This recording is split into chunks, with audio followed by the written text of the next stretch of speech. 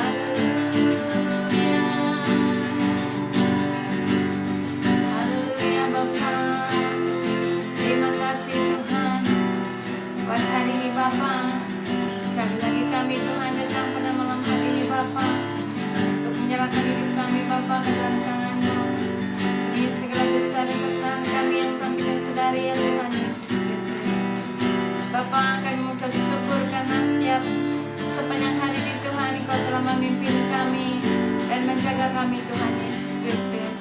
Bapa, yang Engkau lepaskan tangan kami Bapa, biarlah Tuhan sentiasa memegang setiap tangan kami Tuhan. Oh Tuhan, kami tidak mampu berjalan sendiri tanpa Engkau Tuhan. Terus memberi kami perlindungan, memberi kami kekuatan Tuhan. Terima kasih Bapa, terima kasih Tuhan.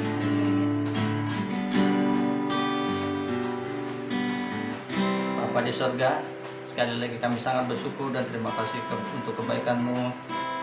Dan sebentar ini kami ingin mendengarkan firman-Mu Tuhan sebagai dasar di dalam persekutuan pada malam hari ini. Tolong Tuhan, Engkau beri kami hikmat kebijaksanaan agar kami mengerti setiap firman Tuhan yang akan kami pelajari sama-sama. Sekali lagi Bapa di sorga, kuasai pikiran kami, urapi kami dengan Roh Kudus-Mu Tuhan. Haleluya Bapa, terima kasih semuanya. Terpuji temulilah Engkau Tuhan. Dalam nama Tuhan Yesus ini doa serta kami ucap syukur. Mari kita semua katakan sama-sama, amin. Haleluya.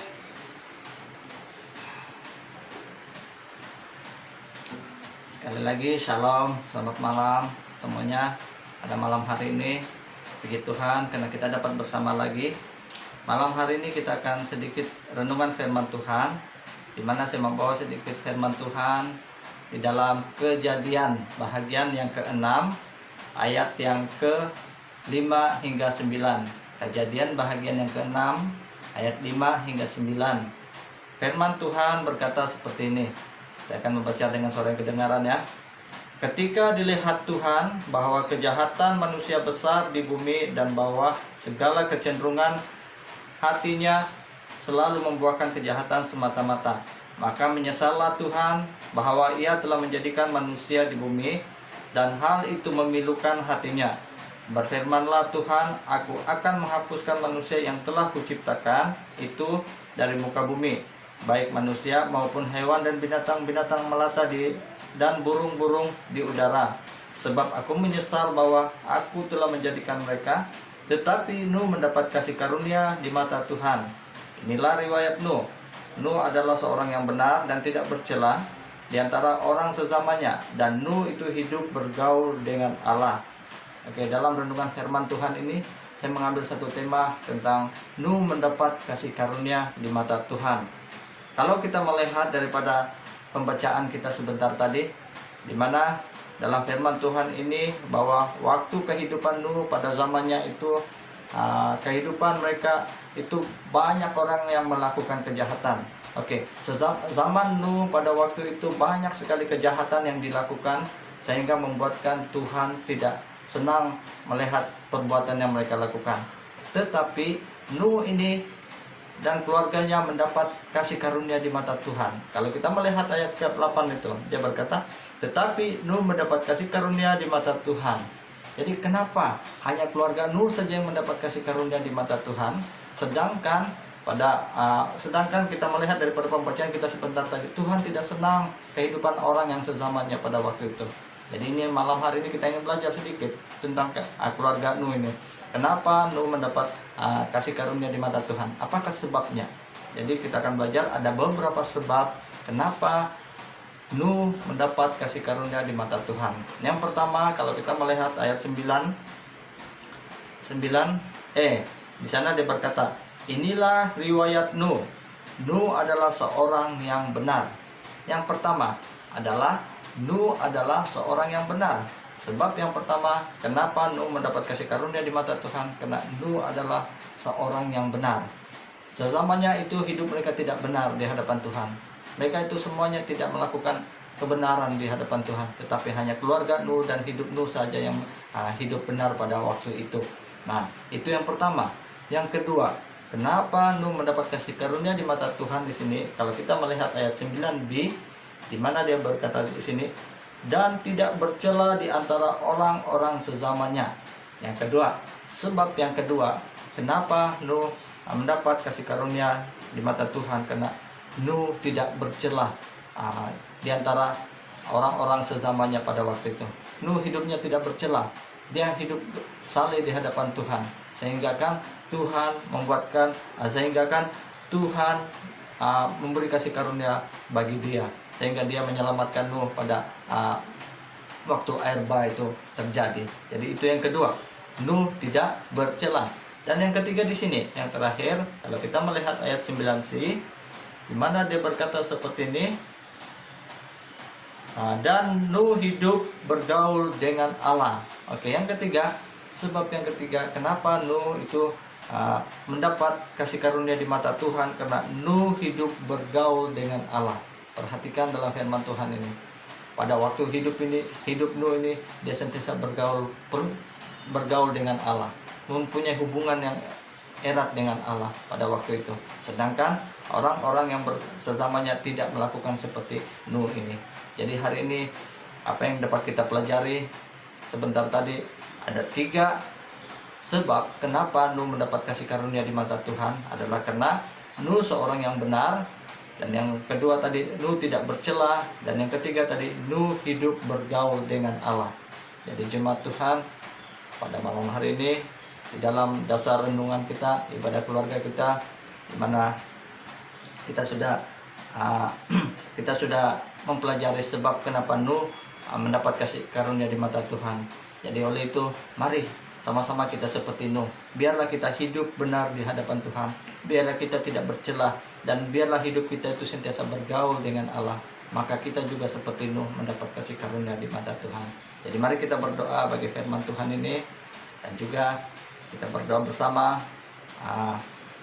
agar Tuhan juga mengajar kita seperti Nuh, agar Tuhan memimpin hidup kita seperti Nuh, agar kita itu hidup benar, hidup tidak bercela, dan sentiasa bergaul dengan Allah. Mari kita berdoa, dan saya pimpin kita di dalam doa.